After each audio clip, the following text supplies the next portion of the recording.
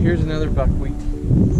Oh yeah. I think this one is, you know, I don't really care quite as much about buckwheats. I don't know why. They are interesting. Some people they're specialists. They grow all kinds of buckwheat species. I don't really care quite as much, but they're really important. Yeah. They're really important for sagebrush steppe. You can see how old this plant is. These are all the old dead parts. Oh yeah.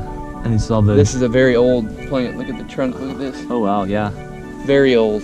Yeah. Do you have a guess how old it might be? Well, I don't know if you could even date that. I don't know if it would be even useful to try to date that. But like the daisies, you can kind of tell because they grow a certain number of new heads every year. You know? Okay. So kind of date them like a volcanic island. Kind Sure. Of, you know, where you can Sure. kind of count, oh well, it's got about this many new rings this year. Sure. But I don't know. It's old though. Okay. Now see, this is where we'll start to see ticks probably, but this is Lewis's flax, this blue flax. Lewis's flax, okay. Linum lewisi. So would people use this for like flaxseed oil or something like that? Or is it, I they're don't like... know if they've ever used it commercially, but it is in the same family. I mean, it's in the flax family. Okay. Usually if you go, these places really avoid some of the ticks. So we're gonna go up here. And, Now Josh, we're authorized to go off trail, right? yes, yep. They don't care at all. This whole area is pretty unregulated. As you can see, there's no real firmly established trails. Right, but if say we were at like Dishman Hills or something like You should that. never go off the trail. Mm-hmm. And also, we know what we're doing here. Here we go. Here's a fame flower right there. Right, we're not just going off trail for the sake of going off trail. No. Right. We're coming to this ridge. There's fame flower. They grow all around here. So this is a start. Every year. That's a fame flower. Okay. That's a succulent. Okay. It's called Femaranthus spinescens. So it's fame like Broadway musical. Yes. Okay. Yeah. Fame flower. I Fame. always thought it was flame flower for a long time because it makes sense when you see the flower. Right. It makes sense. They may be done flowering. Oh, here you go. Okay. They're not open for the day yet, but look at how old this is. Old. This plant is old. Okay. Yeah. Yep. You It had a lot of it's moisture. you could just tell because it's so big. Usually they're about like this size. Okay. Oh wow. And this one you can see how long the leaves are. Yeah. This is like 10 times Very the size healthy. of that thing. Very healthy. That's a giant. So I've never seen one that large. So succulents, they obviously don't need that much water to survive, right? Nope. Desert plants. No, yeah, and this is in a family that not all the plants in this family are succulent. So some plant families, they have only a few members of them may be succulent. When we think of succulents, we think of the cactus family or the Crastulaceae, you know, the stone crops and sedums and stuff. But these ones, many families, even the sunflower family has many members that are succulent. So it's kind of a family. Okay. It just depends on what environment they've adapted for. Yeah, here's another big one. These are great. Oh yeah. You can always find a lot of good ones around here. So do these open up at like midday or something? Yeah, they take a while. You know, they usually take several hours of full sun before they start opening. I don't know why, but you can see. Some of these they turn red usually as a response to some kind of stress. In this case, it's extreme heat. Okay. And it turns them, and they turn kind of reddish purplish in the winter too. And then some of them that don't have as much direct exposure will be a little bit more green.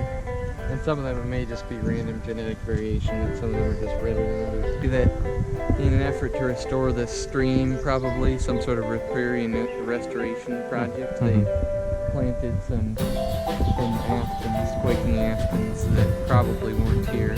Right. They are native. They're one of the most widely native trees everywhere, but I don't think these were here.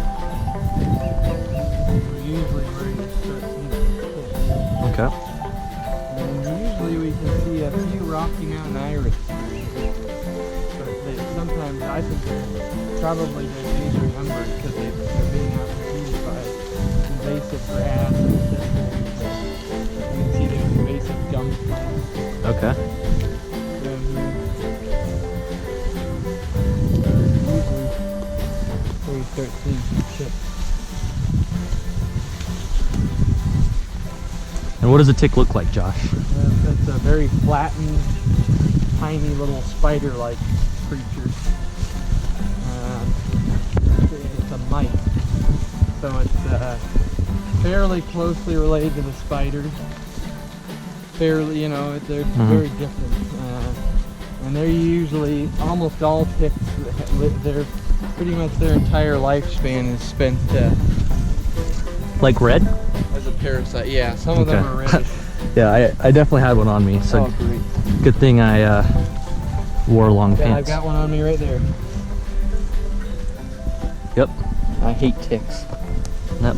That's a good idea with the long pants. Yeah, some people actually will wear shorts with, you know, they'll kind of crawl up to where their, you know, line of their underwear is, and embed right there because they can't go any further. Some people do that intentionally though, so they know where they are, so they can pick them off. Sure. Yeah, here's a bee balm. Okay. With an ant on it. Yep. Some of these ants will actually destroy these plants. This is, or field mint. Yep, it's field mint. Okay. You can, You guys smell? it's all in the menthaceae, the mint family. It has a lot of. That smells just like chocolate mint. Yep. Like a York peppermint patty or something.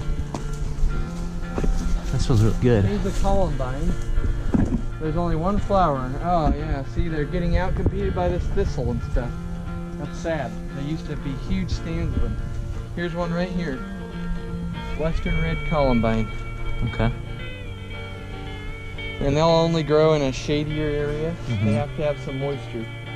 When they're being out-competed. That's just great. I see them all around that tree. Yeah, there are some around there. There's some down there. Dang. Yeah, I see one kind of in the middle of the thistle. They're sort of being out-competed here. There used to not be any thistle. The thistle spread up this way, kind of. Unfortunately, it's been taking over a lot of the native stuff around here. There's gum plants and some other invasive crap around. And there's usually some columbines all the way up here. There's a little patch of them right there. I see them.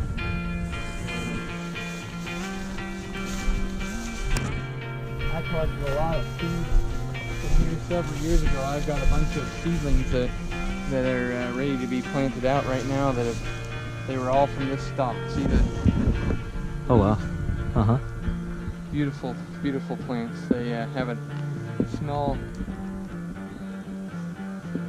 Usually, they produce a. Can't really tell because I have the mint in my hand, but these columbines specifically, they have this really nice smell to them. Okay.